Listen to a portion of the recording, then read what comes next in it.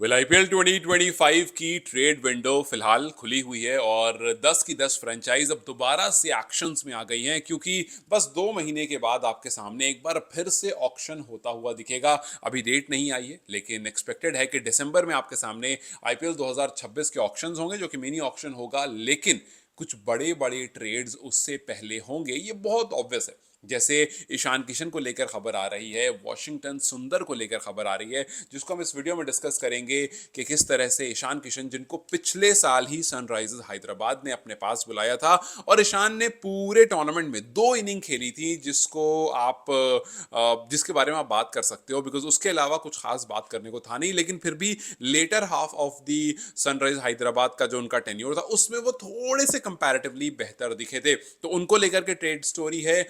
और फिर स्टोरी है वॉशिंगटन सुंदर को लेकर के। हालांकि जो सुंदर की स्टोरी है वो थोड़ी सी ज्यादा श्योर शॉट है और थोड़ी सी ज्यादा रिलायबल सोर्स से है, तो उसको हम पहले डिस्कस कर लेते हैं। ठीक है, सबसे पहले वॉशिंगटन सुंदर, और वॉशिंगटन सुंदर के लिए जो टीम जा रही है वो है चेन्नई सुपर किंग्स। जी हाँ, वॉशे आते हैं चेन्नई से, तो अगर ऐसा होता है, जिसकी चांसेस काफी ज्यादा हैं, तो वो अपने घर आ जाएंगे। अब कहानी यह है कि चेन्नई सुपर किंग्स के रविचंद्रन अश्विन ने अभी हाल फिलहाल में रिटायरमेंट अनाउंस कर दी है। रीजन आप सबको पता है, जब अश्विन ने ड्वेल ब्रेविस को लेकर के खबर बताई थी अपने चैनल पर कि ड्वेल ब्रेविस को एक्स्ट्रा पैसे दे करके चेन्नई ने अपने पास बुलाया था। फिर बाद में अपने बयान से वो उन्होंने चेंज भी कर दिया था कि नहीं नहीं, मेरा ऐसा कोई मतलब नहीं XYZ। लेकिन उसके बाद ही कहानी जो है वो ये निकल कर आई, कुछ दिन बाद उन्होंने रिटायरमेंट अनाउंस कर दिया, जिससे ये माना गया कि उस स्टेटमेंट के बाद सीएसके और अश्विन में शायद कुछ ऐसा हुआ जिसके बाद अश्विन ने कहा कि चलो ठीक है भैया, अब टाइम आ गया है टाटा बाय बाय कहने का, वरना पहले उनके प्लान्स थे और लंबे खेलने की भी। खैर, दैट्स अ डिफरेंट स्टोरी, उसको साइड में रखते हैं। बट इस टाइम पर कहानी यह है कि चेन्नई सुपर किंग्स को अब चाहिए रवि अश्विन का रिप्लेसमेंट। मतलब रिप्लेसमेंट से है एक ऐसा ऑफी जो बल्लेबाजी भी कर लेता हो और भाई चेपोक की कंडीशन को जानता हो।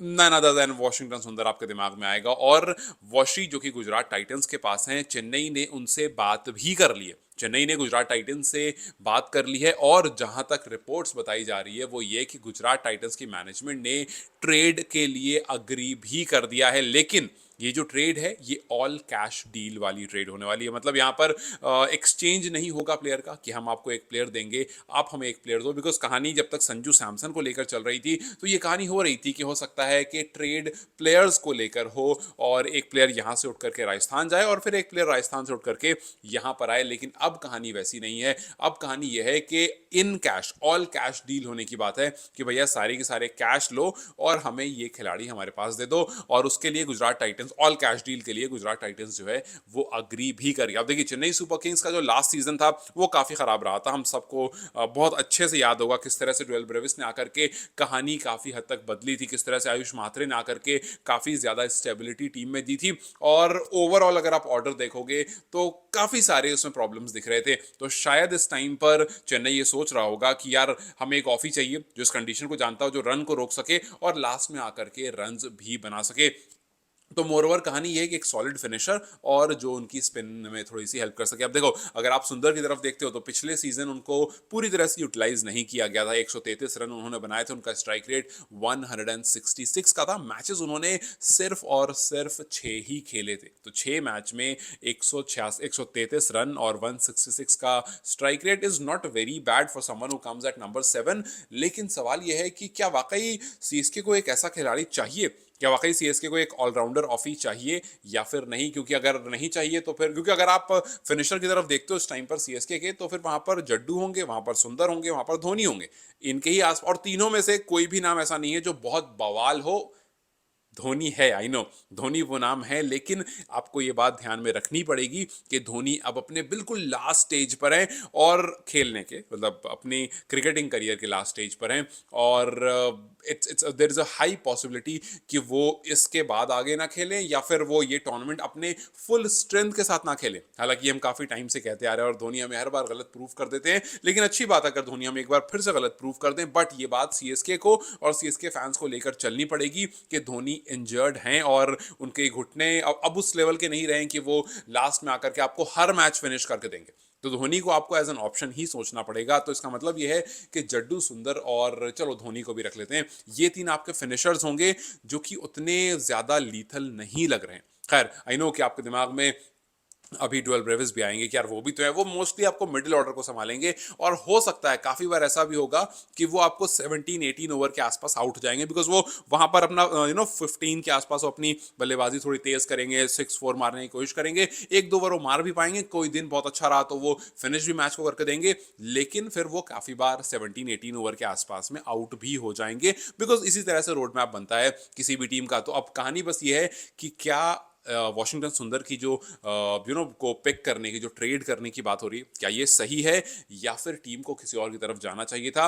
अगर रिपोर्ट्स की माने तो ये डन एंड डस्टेड है, बस ऑफिशियल अनाउंसमेंट होना बाकी। अगर आपके हिसाब से ये डील कैसी होगी मुझे कमेंट्स में जरूर बताइएगा। अगला नाम जो है वो है ईशान किशन। देखिए ईशान किशन को लास्ट ईयर सनराइजर्स हैदराबाद ने लिया था, बहुत सारी उम्मीदें थी और काफी हद तक उन्होंने शुरुआत बिल्कुल उस उम्मीद पर खरे रहकर किया था, क्योंकि ईशान वो खिलाड़ी हैं जिन्होंने आईपीएल में कभी भी शतक नहीं लगाया था और एसआरएच के लिए शुरू करते ही शतक मार दिया।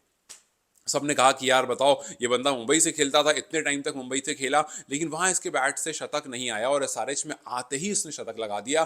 कितना बवाल होने वाला ये सीजन, लेकिन अनफॉर्चुनेटली उस सेंचुरी के बाद इनके नंबर 0 1 2 3 4 वाले हो गए, मतलब सिंगल, और बहुत मुश्किल से जाकर के वो डबल डिजिट में कन्वर्ट होते थे। तो मतलब एक मैच का जो फ्लॉप हुआ उससे काफी लोगों को थोड़ा झटका भी लगा, एसआरएच को झटका लगा, एसआरएच के फैंस को झटका लगा, लेकिन इवेंचुअली फिर लास्ट में आते आते इन्होंने एक दो पारियां अच्छी खेली और फिर लास्ट में एक 94 रन की पारी खेली, जिससे ऐसा लगा कि यार इन्होंने शुरुआत अच्छी करी और इन्होंने एंड भी बिल्कुल उसी तरह से कर दिया। तो एक सैंडविच टाइप की पारी हो गई कि नीचे अच्छी लेयरिंग, ऊपर अच्छी लेयरिंग और बीच में जो भी आपको मसाला भरना है वो आपने लो स्कोरिंग वाला मसाला वहां पर भर दिया। लेकिन फिलहाल कहानी ये है कि ईशान किशन को लेकर के बहुत सारी टीम्स जो है, जी हाँ बहुत सारी टीम्स जो है वो इंटरेस्टेड हैं और 3 टीम का नाम जो है वो है मुंबई इंडियंस। जी हाँ, मुंबई इंडियंस के बारे में रिपोर्ट्स में बताया जा रहा है कि वो वापस लेने के लिए तैयार हैं ईशान को। कोलकाता नाइट राइडर्स भी इंटरेस्टेड हैं और राजस्थान रॉयल्स भी चाहती है एक विकेट कीपर बल्लेबाज। हालांकि वहां पर संजू हैं, बट स्टिल राजस्थान रॉयल्स ने भी अप्रोच किया है एसआरएच को all cash, full cash deal के लिए, अब या फिर वो ट्रेड के लिए भी तैयार है इनफैक्ट। तो अब कहानी यह है कि मुंबई इंडियंस अगर वाकई अपने पर आ जाए तो भाई वो तो लेकर मानेगी, लेकिन क्या ये सही होगा एसआरएच के लिए उनको छोड़ना, बिकॉज एक बहुत इंपॉर्टेंट प्रोस्पेक्ट है टीम के लिए और एक सीजन रहा है, शुरू और अंत में उसने अच्छा खेला है और हो सकता है there is a good chance कि आप उनको अगर एक और मौका दो तो वो काफ़ी बेहतर करके देंगे। अभी हाल फिलहाल उन्होंने 173 की पारी भी खेली है। तो ये है कि ईशान के अंदर यह है कि आपको थोड़ा सा उन पर भरोसा जताना पड़ेगा, थोड़ा भरोसा दिखाना पड़ेगा। And if you ask me, Sunrisers Hyderabad जो है वो बिल्कुल उसी टाइप की टीम है जैसी टीम ईशान डिजर्व करते हैं। अभी कुछ दिन पहले आपने अभिषेक शर्मा का इंटरव्यू देखा होगा, जहां पर वो जब पैट कमिंस के बारे में बात कर रहे थे, उन्होंने कहा था कि यार पैट कमिंस के बारे में सबसे अच्छी बात क्या है ना, कि वो आपको पूरी फ्रीडम देता है। आपने काफी कप्तानों के बारे में ये बात सुनी होगी कि आपको फ्रीडम देता है, लेकिन उसके साथ साथ उन्होंने ये भी कहा था कि पैट कमिंस हमारे पास आते हैं जब भी, वो हमें एक ही बात कहते हैं कि you go and you hit. उनका सिंपल फंडा है, भाई हम टी20 खेल रहे हैं, हम अटैकिंग अंदाज में खेल रहे हैं। आपने देखा होगा जब से पैट कमिंस टीम के कप्तान बने हैं, टीम का पूरा माइंडसेट चेंज हो गया और वो टीम सीधा कहती है हम 300 की तरफ देख रहे हैं। हालांकि 300 अभी तक अचीव नहीं कर पाए उस मैच में जिसमें ईशान ने 106 की पारी खेली थी, वहां पर भी 284-85 ऐसा कुछ स्कोर आया था बोर्ड पर। तो यह है कि वो हमेशा मारने पर रहते हैं, वो हमेशा अटैकिंग इंटेंट में रहते हैं। और पैट कमिंस, आपको हाल फिलहाल में अभिषेक शर्मा ने बताया भी कि पैट कमिंस कहते हैं कि भाई 5 विकेट भी गिर गई है ना, अगर 7वां बल्लेबाज भी अगर जा रहा है वहां पर तो उसको भी जाकर के अटैक ही करना है। तो ये वाला जो माइंडसेट है ना भाई, अटैक अटैक अटैक अटैक वाला, हालांकि ये काफी बार बैकफायर भी करता है, लेकिन ईशान इसी टाइप के बल्लेबाज हैं जो अपनी अटैकिंग इंस्टिंक्ट को बैक करते हैं और अगर कप्तान उनको इस तरह का मिलता है तो फिर चीजें काफी ज्यादा बेहतर हो सकती है। तो ये है कि ईशान को एसआरएच से मुझे लगता है अगर एक और सीजन मिला तो फिर वो काफी बेहतर हो सकते हैं। हालांकि ऐसा नहीं है कि केकेआर या एमआई या फिर आरआर जो है वो उनकी स्ट्रेंथ को अच्छी तरह से यूज नहीं कर पाएगी, बट आई पर्सनली थिंक कि उनको एसआरएच में एक और सीजन मिलना चाहिए। अगर आप उनके पिछले सीजन की बात करेंगे तो 14 मैचेस उनको खेलने को मिले थे, जिसमें उनका एवरेज जो था वो 35 का था।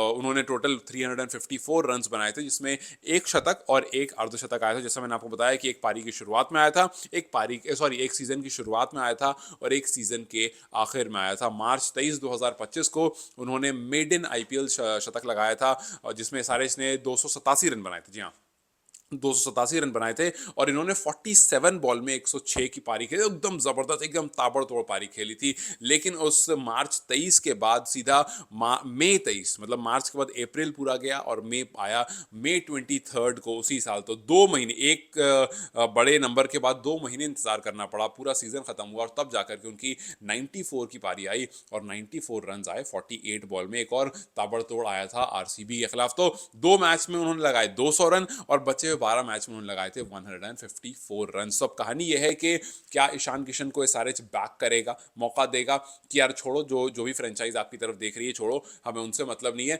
हमें चाहिए, आप एक और सीजन के लिए चाहिए, यहाँ रुको, हमारे साथ रहो। और फिर हम उम्मीद करते हैं कि आप एसआरएच को वो 300 का जो उनका सपना है वो टच करने में आप हमें हेल्प करोगे। व्हाट डू यू थिंक, क्या ईशान किशन को एसआरएच को बैक करना चाहिए या फिर वो एमआई में जाएं तो ज़्यादा बेहतर है, केकेआर में ज़्यादा बेहतर है, या फिर राजस्थान रॉयल्स में जाएं तो ज़्यादा बेहतर है? मुझे कमेंट सेक्शन में जरूर बताएं। Till then you guys take care, I will see you very soon, bye bye.